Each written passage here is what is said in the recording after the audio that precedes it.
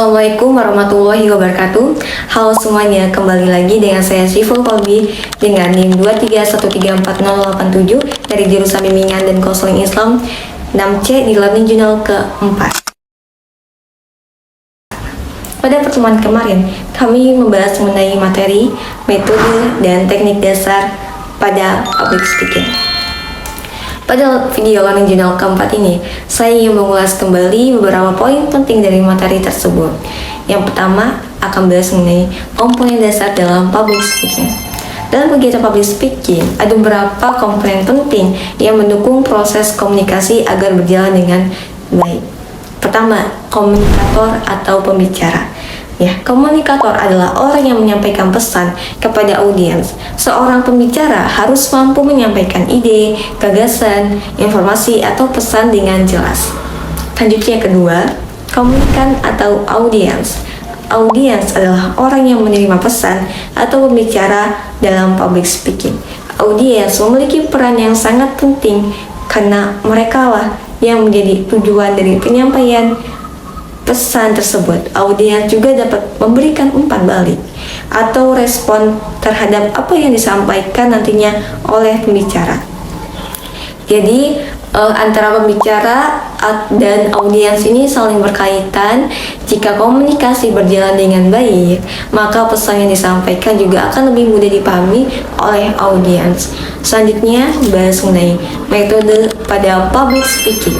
Public speaking juga memiliki beberapa metode yang dapat digunakan oleh pembicara dalam menyampaikan materi. Metode ini juga membantu pembicara agar lebih terstruktur dan percaya diri saat berbicara di depan umum. Yang pertama ada metode impromptu. Metode ini merupakan metode berbicara secara spontan tanpa persiapan sebelumnya, karena biasanya digunakan saat diminta berbicara secara mendadak. Yang kedua, metode ekstemporan. Metode ini merupakan metode berbicara dengan menyiapkan materi terlebih dahulu lalu dijelaskan secara lebih rinci, luas saat penyampaian pesan nantinya. Selanjutnya ketiga, metode manuskrip atau naskah. Metode berbicara dengan membaca teks yang sudah disiapkan sebelumnya, biasanya digunakan pada acara formal agar penyampaiannya lebih terstruktur. Yang keempat, memoritar atau hafalan. Metode ini dengan menghafal naskah yang telah disiapkan sehingga penyampaian pesan dapat dilakukan tanpa membaca teks. Selanjutnya, bahas mengenai teknik dasar dalam public speaking. Selain metode, ada juga beberapa teknik dasar yang sangat mempengaruhi keberhasilan public speaking. Yang pertama ada teknik verbal. Teknik ini adalah teknik penyampaian pesan melalui berupa kata-kata yang digunakan oleh pembicara nantinya.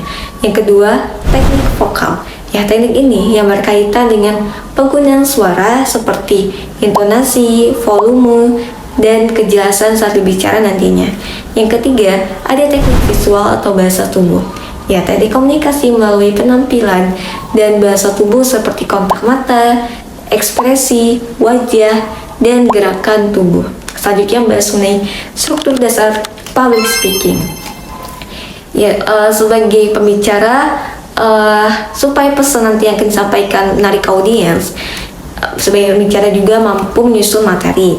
Ada berupa bagian struktur. Yang pertama ada pembukaan. Bagian utama yang penjelasan materi atau informasi. Pembukaan ini adalah bagian pengenalan topik yang akan kita bahas nantinya. Yang kedua, isi atau body. Isi body adalah merupakan kumpulan informasi atau pesan yang akan disampaikan nantinya.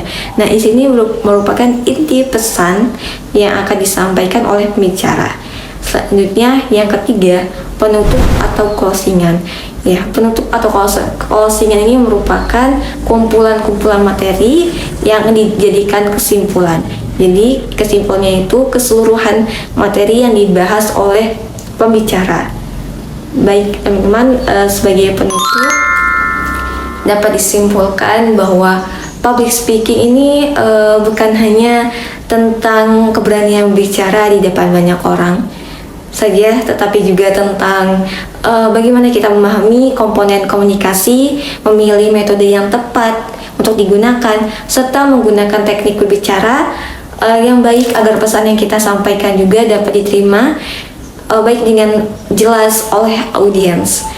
Mungkin cukup sekian, kurang lebihnya mohon maaf. Sampai ketemu kembali lagi di Learning Journal ke-5. Wassalamualaikum warahmatullahi wabarakatuh.